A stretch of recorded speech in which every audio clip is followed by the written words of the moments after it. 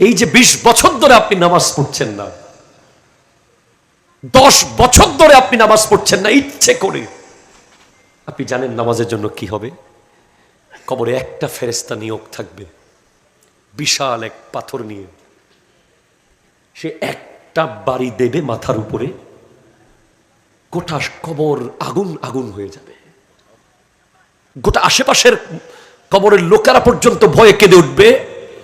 কোন বেনামাজি যখন মারা যায়, কবরের অন্য বাসিন্দারা আল্লাহর কাছে দোয়া করে, আল্লাহ সে যেন আমাদের কবরস্থানে না আসে। আপনি জানেন কোন বেনামাজি যখন মরে, কবরস্থানে যখন মাটি কোড়া শুরু হয়, অন্যান্য বাসিন্দারা সবাই আল্লাহর কাছে দোয়া করে, কোনো মতে অন্যখানে ফেলে দেন, আল্লাহ তাকে এখানে আনিয়েন না, ওই বেনামাজি যেন এই কবরে দাফন না হয়। কারণ তার আযাব এত মারাত্মক যে অন্যান্য কবরের মানুষ শান্তি পাবে না, তার আযাবের অবস্থা এমন হবে। আজকে কত নামাজ আমরা ত্যাগ করছি। এই যে 20 বছর ধরে আপনি নামাজ পড়ছেন না, 10 বছর ধরে আপনি নামাজ পড়ছেন না ইচ্ছে করে, আপনি জানেন নামাজের জন্য কি হবে? কবরে একটা ফেরেশতা নিয়োগ থাকবে, বিশাল এক পাথর নিয়ে। সে একটা বাড়ি দেবে মাথার উপরে, গোটা কবর আগুন আগুন হয়ে যাবে।